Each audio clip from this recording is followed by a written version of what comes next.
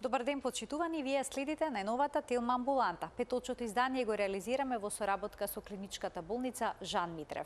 Масите наслаги на стомакот представуваат опасност за здравието. Стомачната дебелина двојно го зголемува ризикот за одредени болести како што се заболувањата на срцето и мозочниот удар. Исто така таа е дел од метаболичкиот синдром кој што пак води кон диабетес тип 2. Па на каков начин да се бориме против овој тип на дебелина, ќе запрашаме доктор Џулијана Михајловска, ендокринолог во клиничката болница Жан Митрев. Разговорот ќе го проследите веднаш по рекламите. Се гледаме набрзо во студијата.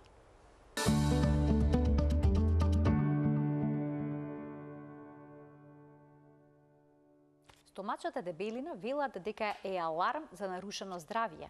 Зошто токму оваа дебелина е опасна? Ќе запрашаме доктор Џулијана Михајловска, ендокринолог од клиничката болница Жан Митрев. Докторке, добре ни дојдовте повторно во Телма амбуланта и добар ден. Најдов, добре што ве гледам повторно во вака убаво издание.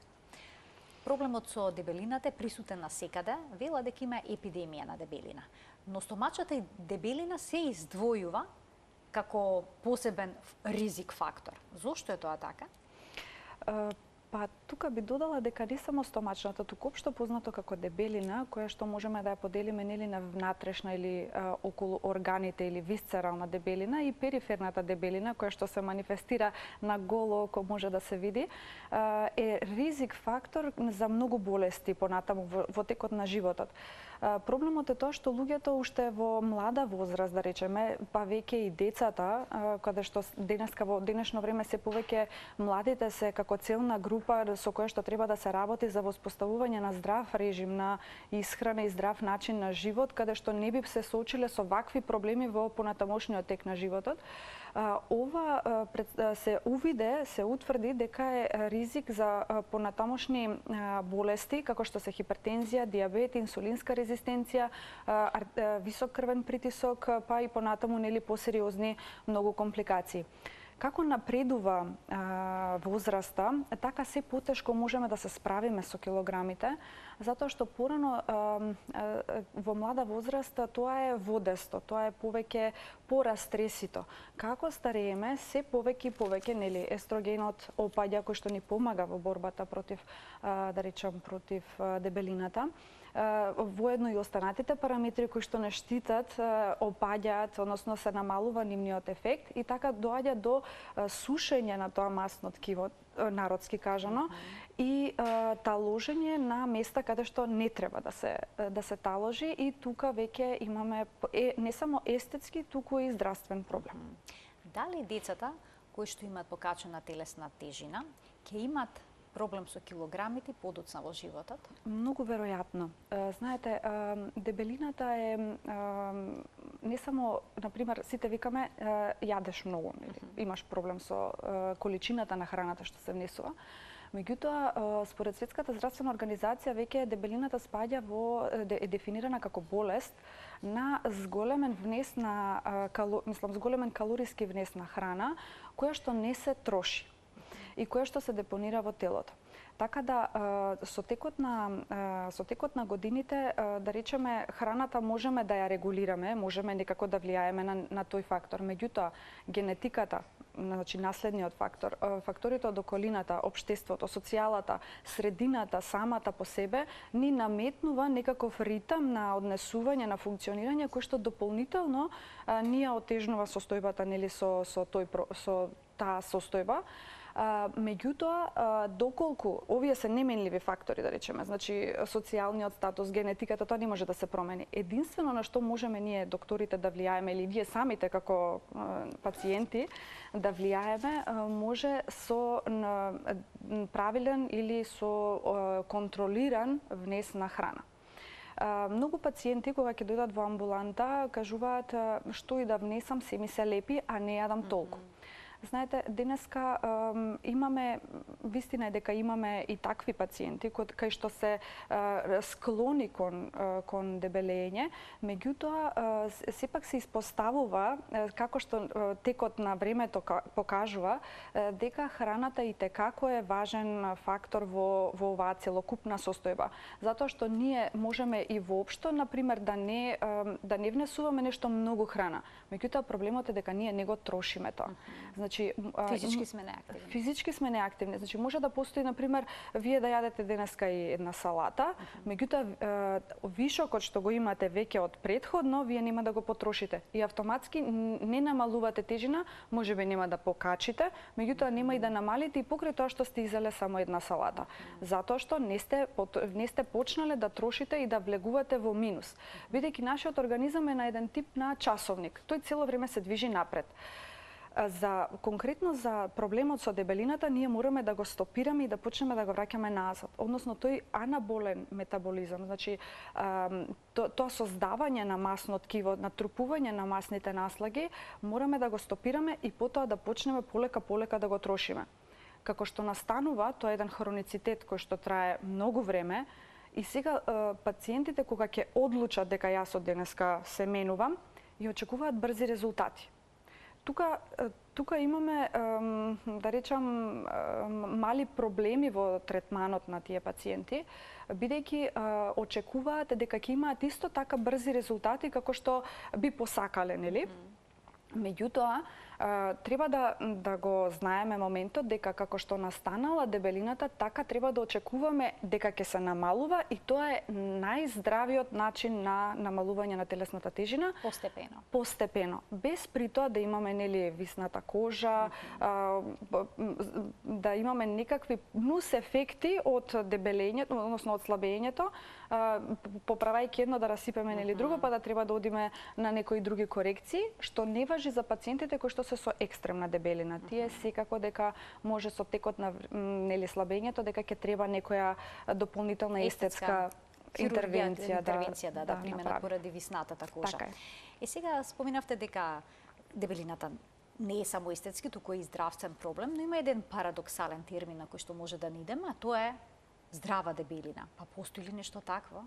Не постои здрава дебелина. Во принцип, сега вака има, например, сите ние имаме одреден степен на масно ткиво.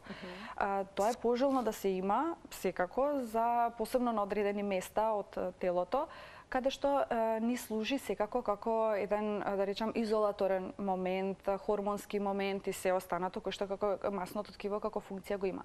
Меѓутоа, здраво масно ткиво е се што е во нормална, например, нормален body mass index, кој што е до 24,9, кој што се мери со телесната тежина и висина. И тука некаде до 24,9 го сметаме за нормално масно ткиво. Се останато веќе над 24,9 го сметаме за надхранетост и обезност тип во трите класи 1, 2 и 3 во зависност од степенот на body mass index. Меѓутоа во денешно време и обемот на струкот, односно антропометриските мерења се земаат во предвид како кај женскиот пол, да речеме, што е 80, а машкиот 94 сантиметри. Тоа се значи границите кои што не смееме да ги надминеме. Но дали е подобро масните наслаги ако се наталожени на задникот, на нозете, на рацете или пак рамномерно на целото тело, отколку да се на стомакот? Пациентите кои што имаат проблем со, да речам, манифестната дебелина, значи таа која што се гледа и со голо око, повеќе имаат на целото тело, не само абдоминална дебелина.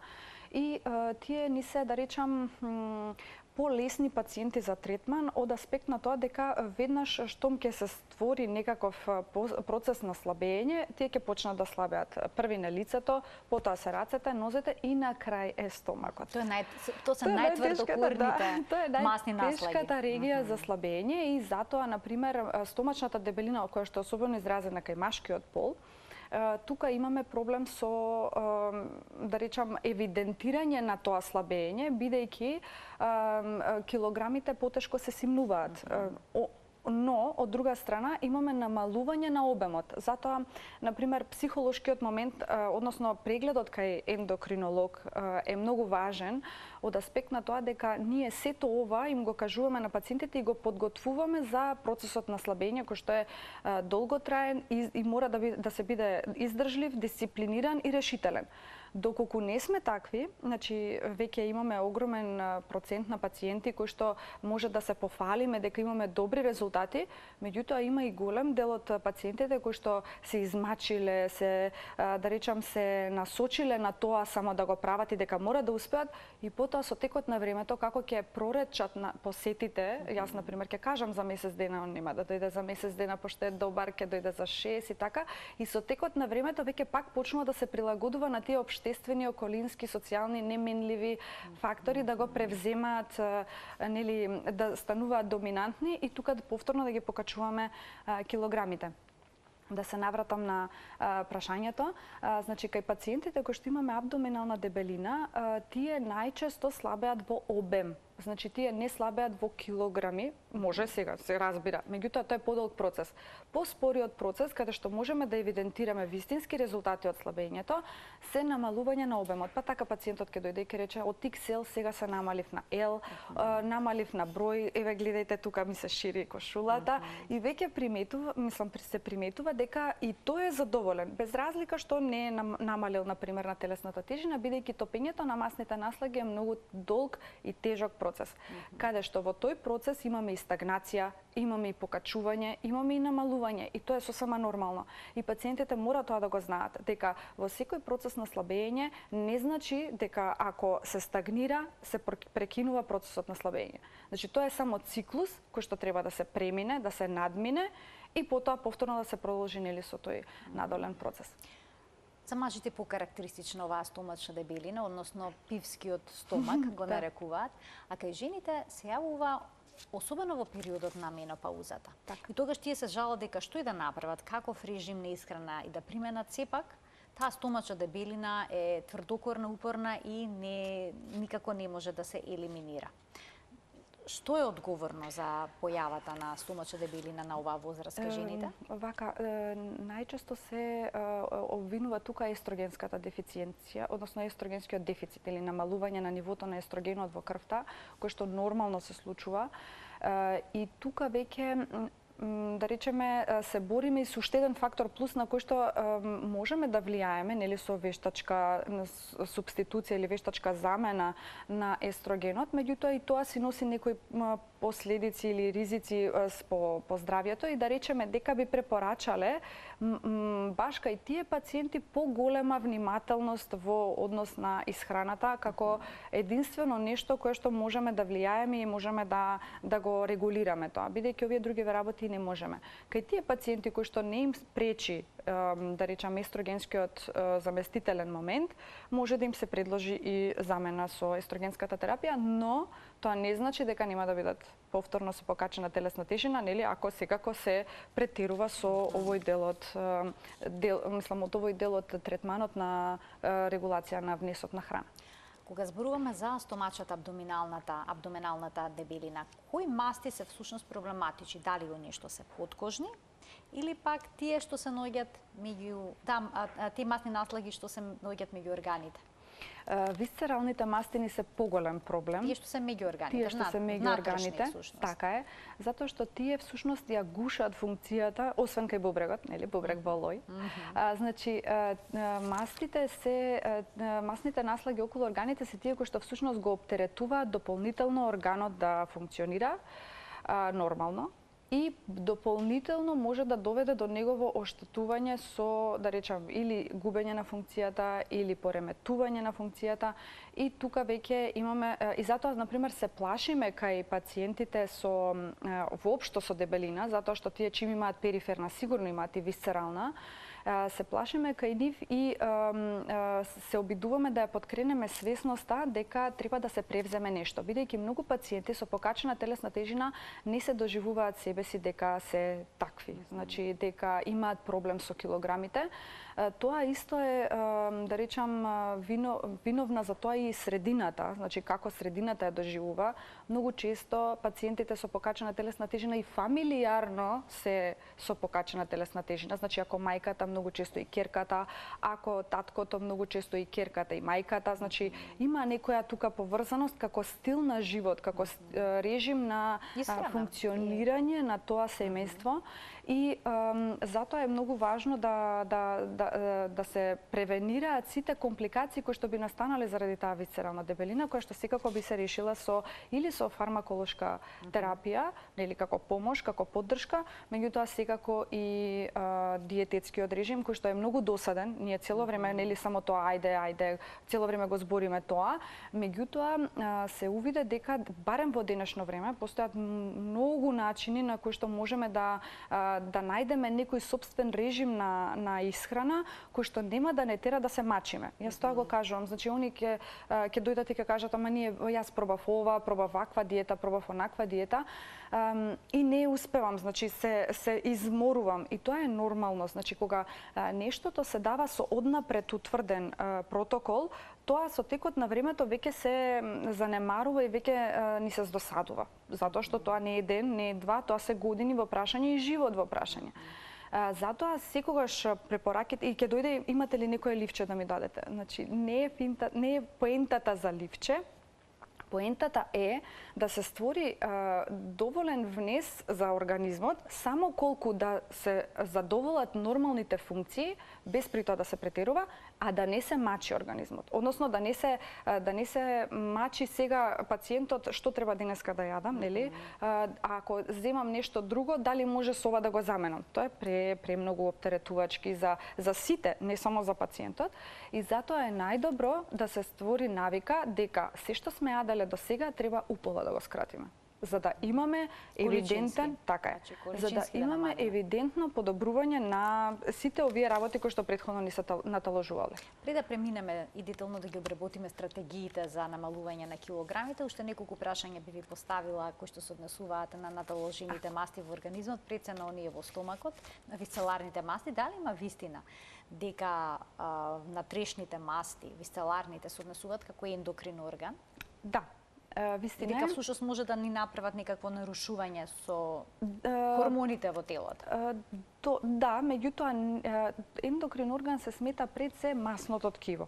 Значи тоа како што кажавме, нели богато е со вода и со хормонски, протеински, аполипопротеински и секакви останати материи кои што ни се потребни за нормалното функционирање.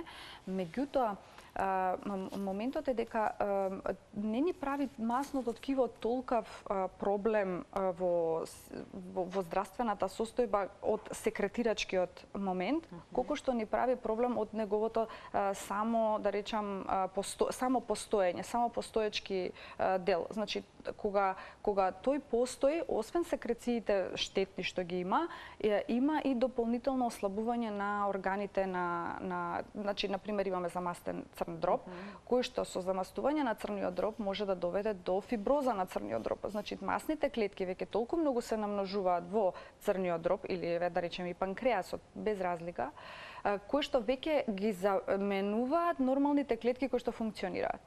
И тогаш веќе немаме функција на црниот дроб и може да се доведе до неалкохолна стеатоза на хепарот или да речеме тотална дисфункција на хепарот, каде што на црниот дроб, каде што тоа значи дека ќе имаме афункционален црн дроб само од дебелината. Меѓутоа, тоа ајде да го речеме, тоа е многу долготраен процес.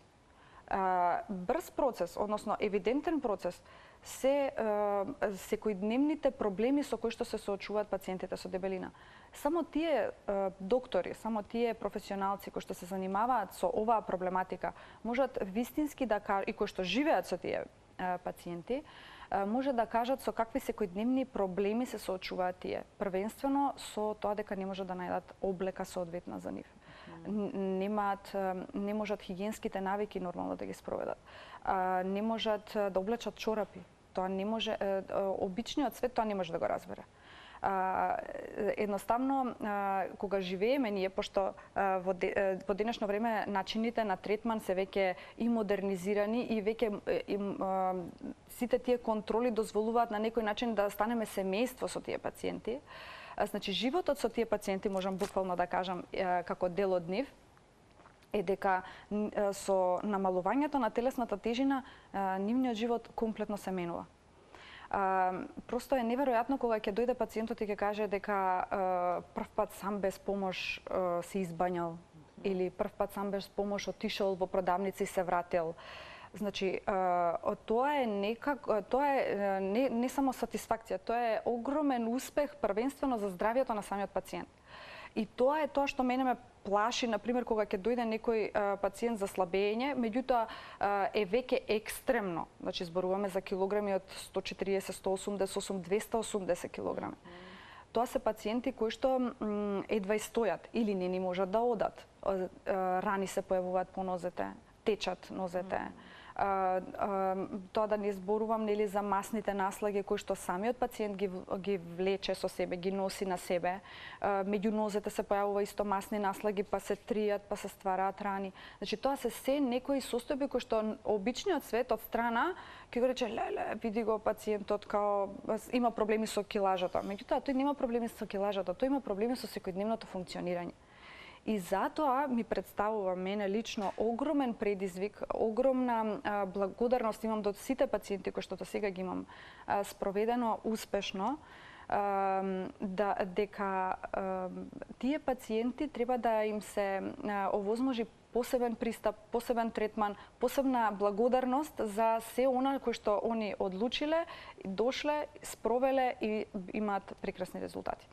Ќе ги вклучиме и гледачите од овој момент да постават прашање во денешната телмамбуланта, а е поврзано со темата на која што зборуваме, дебелина, третмани за регулирање на проблемот со зголемената телесна тежина.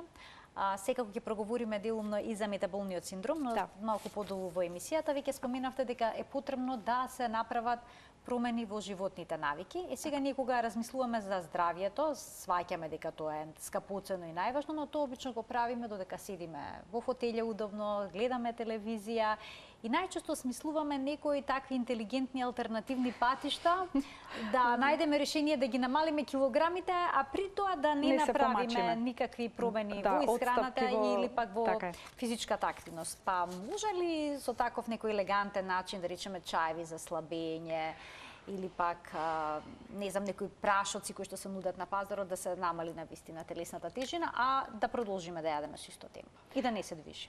Не постои такво нешто. Одма, мислам да го скратам објаснувањето, не постои такво нешто. Да постоеше такво нешто, немаше да постојат дебели луѓе на светот. Немаше да постојат пациенти кои што се со проблеми со телесната тежина и со кои што се соочуваат, да речам, со такви патологии.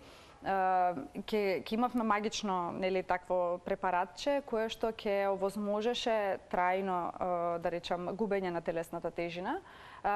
Постои фармаколошки третман на дебелината, за среќа, за огромна среќа можам да кажам, се појави такво нешто, кое што во голем дел ни ги олеснува оние пациенти кои што имаат, да речеме, релативно малку покачена телесна тежина, на која што може да се влие со добри намалувања од 30 на килограми, да речеме, може да се успее да се намали телесната тежина. Меѓутоа, за оние екстремните повторно доаѓа до, мислам, тука сме дискутабилно е дали со кој начин на третман да почнеме. И тоа е сепак спаѓа во медицина базирана на докази. Не е сепак нешто што е натуратерапија или адјувантна терапија или нешто такво слично. И третманите се во денешно време веќе можам да кажам сосема задоволителни за овие пациенти. Ќе вклучиме гледачи со прашања. Добар ден за првиот од нив. Ало, добар ден. Повелете. Ќе ве молам едно прашање. Убав ден да имате. Ви благодарам, исто така ви посакувам убав ден и вам. Вака, јас сум 70 годишна жена, 74-5 кила поправена. Сега пролетов едно 4 кила имам поправено. Тоа не ми е страшно, мислам. Али имам со години како зрнца под кожното, по стомак и по спрегите, како да речем. Па ме интересира дали е нешто масно ткиво или не, да е Боже некои тумори да не са. Така, ви благодарам за вклучувањето во програма. Можете ли вака по телефон да процените за што се работи? Значи, многу е важно, многу пациенти кои ќе се јават кај нас на клиника и кажуваат да се консултирам за дебелината со докторката ако може и сега по телефон. Океј, по телефон на пример ќе кажеме, ќе објасниме што се состои третманот и како. Меѓутоа, многу е важно да се види пациентот, да се прегледа пациентот, зашто секој пациент не е со иста тежина. Првенствено, секој има проблем со тежината, нели? Меѓутоа не е со иста тежина во однос на клиничката слика. Некој пациент има рана на ногата, некој има длабока венска тромбоза, некој еве вака, значи со некакви кожни промени. Тие кожни промени може да бидат од дебелината, да речеме, може да се липомчиња, може да се наталожување на масни наслаги по кожата. Меѓутоа, чим се појавуваат на одредени места, тоа може да се иритабилни од самата ткаенина, било што. Така да пожелно е пациентката првенствено да појде на кожен лекар. Кожниот лекар ќе дисоцира, мислам, диференцијално дијагностички ќе постави доколку е од дебелината, ќе упати секако на соодветно место. Меѓутоа, според ова 4 килограми не се нешто посебно за она да покаже такви промени од, да речем, од масното ткиво и затоа би препорачала првенствено кожен лекар, па потоа да се види што понатаму. Пред да преминеме на следниот гледат, само да прашам, гледачката спомена, се поправи 4 килограми пролетта. Така. Дали е многу 4 килограми да се стават на 70 години? Во една сезона? Искрено да бидам, зависи од тежината на пациентката. Да, затоа што 4 килограми, например, на вас или на мене не би било нешто драстично, а па да не зборувам за пациентите кои што имаат проблем, тие нема ни да се примети дека имаат телесна тежина покачена. Ние можеме да ја носиме, меѓутоа проблемот е кај нас ќе се примети. Значи, ние ако сме 4 килограми плюс, кај нас ќе се примети, кај тие пациенти што имаат покачена телесна тежина нема да се примети. Но сепак 4 килограми се аларм дека веќе ние одиме во позитива. И дека тоа значи летниот период сега треба да биде причина, затоа што е убаво времето, затоа што можеме да си дозволиме храната да биде само зеленчук, ништо повеќе, бидејќи е богата сезоната, нели баш е сезоната за такви работи, и да почнеме за до зимо, каде што повторно ќе станеме пасивни, да ги намалиме тие килограми и да дозволиме пак нормално да функционираме. Тука е проблемот во свесноста, каде што значи ние одиме добро 4 килограми, после одиме добро ајде уште 2 килограми, па уште 2, па уште 10, па уште 5 и веќе тоа е кругот. Сме изгубиле контролата. Така е. Уште еден гледач ке вклучиме. Добар ден. Тако. Добар ден. Повелете. Се јавувам да ја прашам докторката.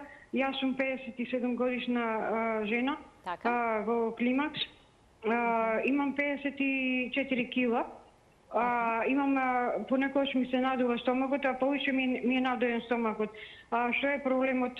Не јадам многу. Дали имам нешто проблеми со зъбите, дали од тоа или од друго нешто? Така, ви благодарам за вклучувањето во програма. Благодарам. Значи, со самото тоа што имате проблеми со зъбите, може значи дека недоволно ја обработувате храната уште во самата устна, така, устна шуплина и дополнително тоа представува оптеретување на желудникот, нели? Затоа што дополнително се оптоварува за да може да ја свари таа храна. Или евентуално надуеност може да даде и хеликобактер, еден обичен најзастапен, да речам, причинител за надуеност. Затоа би препорачала пациентката да си се јави првенствено на матичен лекар, па потоа матичниот лекар во зависност од резултатите да ја упати во соодветна институција. Но тоа не е во директна корелација со климактериумот што таа спомена. Не. Значи секако надуеност може да постои, нели, како да речам како некоја пропратна состојба, меѓутоа бидејќи се потенцира како дека смета, добро би било да се исклучат останатите фактори кои што би предизвикале надуеност, а потоа да се препише на менопаузата. Уште еден гледач ке вклучиме. Добар ден. Добар ден. Повелете. Поздрав до вас и докторката. Би сакала да поставам прашање, се работи за мојот син. Значи, млад дечко, нели, меѓутоа постојано пораст на тежината. Има веќе 140 килограми, што ме загрижува доста. Највеќе во пределот на стомакот. Но проблем е што сега он би сакал да почне со нешто да се, нели, да намалува тежина, да прави диети, меѓутоа често, значи, работата му е поврзана со патување и искрено не знам како да му помогнам, значи стално нешто, нели, овошје, зеленчук, сите тие работи, меѓутоа треба нешто повеќе сигурно да се направи. Така, на која возраст сте само?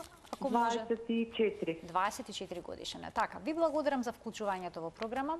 Сега доктор Џулијана Михајловска ќе даде одговор. Да, таман ќе почнеме, можеме да зборуваме и за третманот нели на дебелина, па тука и можеби пациентката ќе се пронајде. Тогаш да го вклучиме следниот гледач да видиме кој е неговото прашање, па ќе продолжиме така понатаму со одговор на двете прашања за да не чека гледачот. Добар ден. Ало, добар ден. Повелете. Јас имам 45 години, така? А имам телес доста сум тешка, имам 97 кила, а имам проблеми со тироидната жлезда.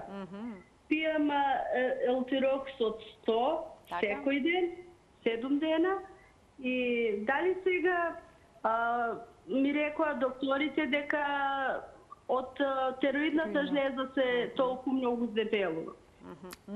Но вие земате терапијата и сега вие претпоставам нормализирани се вредностите кои што укажуваат на хипотироидизам, така? Да. Така сега е нормализирано со оваа терапија, па прашањето е дали сега тироидната жлезда е всушност одговорна за вашиот проблем. Ова е интересно прашање. Ви благодарам што се јавивте и што го поставивте прашањето, ќе добиете одговор од докторката. Да поидеме редоследно, докторке. Еве, млад човек со навистина покачена телесна тежина, не е едноставно да се спроведе драматична промена во режимот на исхрана поради професионалниот ангажман колку што ја разбрав мајката. Може да ги поврзам и двете работи, заради тоа што би сакала тука да го потенцирам терминот изговор. Значи, тоа е многу важен термин. Изговор. Така. И во двата случаи. И во двата случаи. Значи, едно е, например, да имаме вистински проблем со работниот процес, каде што имаме навистина некои вонредни активности кои што се бараат од нас, меѓутоа ние секогаш наоѓаме време за да јадеме. Секогаш наоѓаме време за тој дел од, да речам, потребата да ја завршиме. Така да патувањата треба да бидат, мислам, може да се работниот процес не треба да влијае врз телесната тежина на човекот. Односно, во текот на тие патувања треба исто третманот да се спроведува. Односно, вниманието или припазувањето и така натаму. Конкретно, еве, кога ќе зборуваме за третманот, ќе и одговориме на пациентката, повеќе би сакала сега за ова за изговорот да кажам, значи за пациентката со тироидната жлезда. Вистина е дека хипотиреозата, хашимотото допринесува за појава на покачување на телесната тежина, успореност, замор, млитавост, запек и се тоа што доаѓа заедно со хипотиреозата. Меѓутоа, пациентката затоа зема соодветна терапија. Значи, таа е доведена во еутироидна состојба. Значи сега во нормална состојба. Како нормална состојба. И затоа не може да препишеме дека дебелината спаѓа во... И последица, всушност, на... Сега во денешно време, еве би го почнала третманот на дебелина. Значи, првенствено е, ние нудиме, како болница, нудиме и хоспитален третман на дебелина, која што засега е единствена во регионот, каде што имаме тим од ендокринолог, психолог, физиотерапевт и сите останати пропратни, кардиолог, сите останати пропратни профили кои што треба да ускокнат во третманот. И при тоа, значи, првенствено го ограничуваме пациентот со дневниот режим на исхрана, каде што калориската вредност е значително намалена во однос на неговата и каде што почнуваме со активирање на веќе успорениот организам, метаболизам и се останато. Тогаш гледаме колку тој режим помага, помага кај тие пациенти. Пациентка од 180 килограми, вистина е дека треба време, месец, два, меѓутоа слабеат по 60 килограми, што воопшто не е малку. И сето тоа се постигнува само со храна и само со физичка активност. Со ништо, ни фармаколошки третман, ни ништо друго посебно да воведеме во процесот. Кај некои пациенти правиме комбиниран третман. Хоспитален заедно со фармаколошки, значи со некаков од денешните лекови достапни. И тука веќе имаме уште по-убав ефект и по-лесен ефект за самиот пациент, а и за докторот со поголема сатисфакција да го гледа тоа. Значи третманот би бил секогаш со диететски режим на исхрана, што се подразбира со намален калориски внес. Тоа не значи дека треба сега да се бројат калориите. Исто ќе потенцирам. Оптоварување од тој тип да не се наметнуваат. Меѓутоа да се внимава кога се јаде. Еве сега имаше Европски конгрес во Венеција за дебелина. Каде што акцентот се беше на децата, каде што веќе има огромен број на деца со покачена телесна тежина и на фармаколошкиот третман кој што ни укажува дека може да помогне, меѓутоа треба да се сепак се почнува од начинот на исхрана и промените во животниот стил. Значи неизбежни се промените на животниот стил и начинот на исхрана. Така е. Не може само со фармаколошки третман и се да си остане исто. Така е. Нема да има резултат. Ќе има резултат, меѓутоа проблемот е тука дека фармаколошкиот третман ќе допринесе за намалување на тежината, ама постои можност дека по прекинот на фармаколошкиот третман, бидејќи тој треба да речеме да се прима година-две. Ограничен временски период. Така е, затоа што има и понатаму тој не е бомбона па да се прима неограничено многу, сепак има и он некакви ефекти предизвикува. Значи би го прекинале за да не биде постојано пациентот изложен на тоа. И потоа треба он да продолжи сам.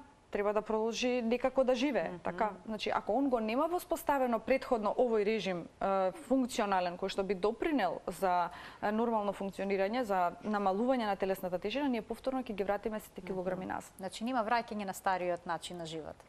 На старите прехранбени навики. Така е. На седечки начин. Така е. Значи, се што не оди во прилог на пациентот, тоа треба да се смени. Значи, пациентот самиот е многу свесен за тоа што му оди во позитива, што не му одговара, а го прави. Значи, да речеме, кога ќе дојдат пациентите, им дава месец дена фора. Месец дена за начинот на исхрана. Фастингот веќе во денешно време се покажа дека е многу корисен во многу студии. Кога зборувате за фастинг, тоа е наизменичното гладување? Така е. Значи каде што точно еве да не биде баш да речеме конкретен фастинг, туку да биде точно одредено време, да се знае кога се јаде, кога не се јаде. Не цело време добро, окей, ајде малку само да каснам, да дојадам тоа децата што оставиле, готвам да пробам, седнале сите и јас да не штрчам. Значи тоа се некои работи кои што допринесуваат за нас да имаме проблем. Мислам за нас, за пациентите, мислам како пациент се гледам сега. И тука веќе ние и онака имаме проблем, па ние уште дополнително заради другите го, мислам со изговор нели секако, го зголемуваме нашиот, да речем, капацитет за толеранција и подобрување на состојбата. Имаме гледа, само да прашам колку време би требало да има гладување, да? Па барем, значи 12 часа е минимумот каде што желудникот од последниот оброк го обработува и треба да го заврши обработувањето на храната до следниот оброк. Значи тоа се минимум и колку е подолг периодот, значи во тие 12 часа се значи, троши... например, 7 часот навечер до 7 часот наутро се прави, мислам, гладување, а потоа може да се конзумира храна неограничено? Од 7 часот са бајле, од 7 часот вечер до 7 часот са бајле, значи дека се обработува храната што е внесена во текот на претходниот ден. И ние ништо не топиме тука. А не топиме ништо? Ништо. Тоа е се обработка на храната што е внесена претходно. Значи ние треба уште нешто плюс да додадеме, некоја плюс, да речам, сатница, за да може да почнеме да топиме. Тоа е целата филозофија. И, например, да речеме, да јадеме во 10 и во 5. И толку. Измеѓу може ужинки секако, меѓутоа после 5 веќе не се ни јаде, се стемнува, нема потреба. А некои пациенти викаат, ама јас заради лековите јадам. Значи, лековите не се поврзани со храната. Значи, ние имаме доволно храна во себе. Не може храната, мислам, не може лековите да работат за нас. Ние треба, односно не треба ние да работиме за лековите, туку лековите треба да работат за нас. Значи, ние треба да ги, да речеме, да ги пиеме лековите, но тоа не значи дека се треба ние да јадеме оброк. Тоа не збориме за пациентите кои што се, например, на инсулинска терапија. Така, кај нив е веќе тие се не зборуваме. Ова се пациенти кои што имаат само проблем со тежината и примаат некоја си дополнителна терапија од типот витамини, типот за притисок, за масти, значи тоа за инсулинска резистенција. Значи тие се, да речеме, пациенти кои што не се зависни од оброкот, а го користат како причина за да кажат дека треба да се внесе храна. Да каснат нешто. Да каснат. За да не ги боли желудникот. Имам уште еден гледач. Ајде. Добар ден. Добар ден за следниот гледач во денешната Телма амбуланта. Дали се уште го имаме гледачот на линија? На линија сум. Да, одлично ве слушаме, повелете. Добар ден. Добар ден. Добар ден. Ве слушаме одлично, добар ден. Само следете го разговорот преку слушалката. Така, не на телевизор, намалете го тонот. Така. Ало. Еве го слушаме одлично и го очекуваме прашање. 70 година. Така? 70 година имам, ама висока сум, не сум прашањето да објаснам оти. Така, значи имате 71 година, висока сте, да ти кажам како ваздух, ај по наше да речем, како миди за прдење. Имате гасови всушност. Гасови имам. Добро. А не јадам многу месо, така само поќе течно се јадам крстајци, доматчина, такви работи, а кој јадам и одам во поголема нужда. Значи имате проблем со цревата, всушност ве протерува храната што ја јадете, а имате проблем со дебелината или не?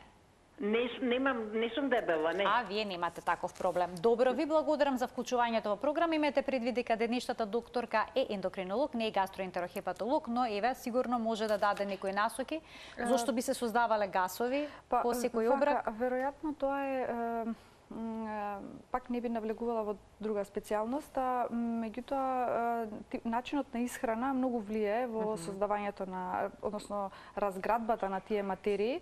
Ферментацијата може да допринесе за појава на такви проблеми и добро е пациентката, например, да се јави на гастроентерохепатолог кој што ќе даде некакви насоки во однос на храната, како тоа да се избегне тој момент. Кога зборуваме за фармаколошките третмани, има најразлични, има во моментов еден што е страшно актуелен со употреба на лекови за дијабетес. Така. И со нив се губат брзо килограмите, но има тука и одредени ризици за здравието. Смеат ли пациентите на своја рака да земаат?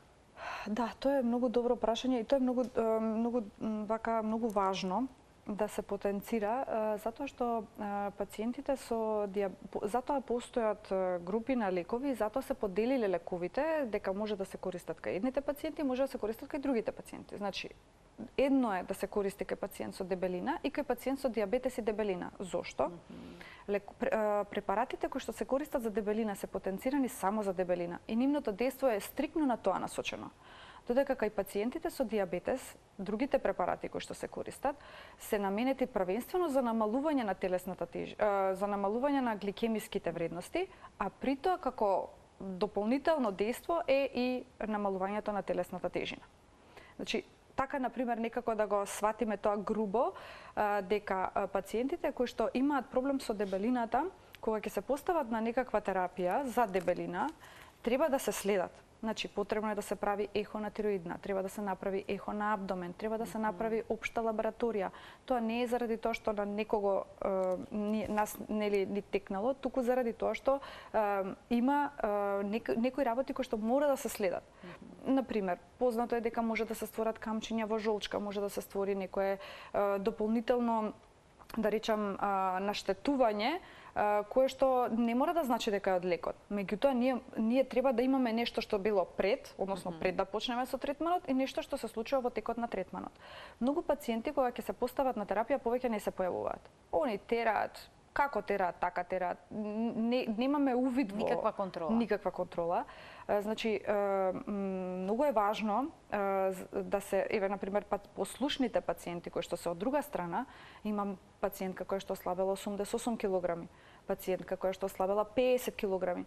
Меѓутоа, тоа се пациенти кои што се, да речем, дисциплинирани, каде што ќе се каже, например, контрола за месец дена. Зошто ga викаме таа контрола за месец дена? За да видиме, има проблем како се соочува, има ли кризи за храна, има ли нешто што ја мачи, што би требало да смениме во распоредот. Значи, има зошто, нели, секако добро е да се направи крвна слика контролна. Зошто? Затоа што може да почне да расте мочната киселина, па може да се створи гихт, може да почне да страда, да речам, црниот дроб од тоа слабење. Не збориме сега дали е фармаколошко или само со диета. Не е важно. Самиот процес на слабење го предизвикува тој стрес на организмот, позитивен стрес, кој што првично организмот се буни и сака да се врати во онаа првобитна состојба од исконско време, каде што јадеме за да преживееме, нели? И организмот смета дека нема да преживее ако не му се внесува храна. И тука се тие кризи кои што се појавуваат. Најтешки се првите 10 дена. Првите 10 дена ако ги поминеме заедно, ако ги издржиме, готово, значи тоа не е проблем више, понатаму се ќе се договориме. И бидејќи пациентот кој ќе дојде, што е тоа ништо, ја и онака не јадам од 9 сат, ја и онака не вечерам, ја и онака, ама кога ќе му ги кажеш на соките дека вака ќе правиш, и кога вистински ќе го спроведе тоа во реалноста, ќе свати дека навистина има проблем. Мислам, навистина е тешко. Јас лично на себе го имам применето тоа и се уште го применувам тоа, меѓутоа навистина во 9 часот навечер ме фаќа криза. И тоа некако мора да се... Има некој кој што сака да јадат навечер, или само навечер или, јадат. например, седи цела ноќ. И сега, реално дека нему ќе му се пријаде во 3 сат. И тоа се многу важни работи кои што не се обрнува внимание. Например, да речеме, гледачката што се јави за синот со работата. Значи, например, ако имаме ноќна смена, нормално е дека нему ќе му се јаде во текот на ноќта. Ама затоа треба да се изменаџира тој момент како може полесно да се истера. Од него, например, не може да се очекува фастинг дека ќе прави или, например, континуирано гладување, затоа што во текот на ноќта кај него е променет биоритамот комплетно. Секој пациент е различен.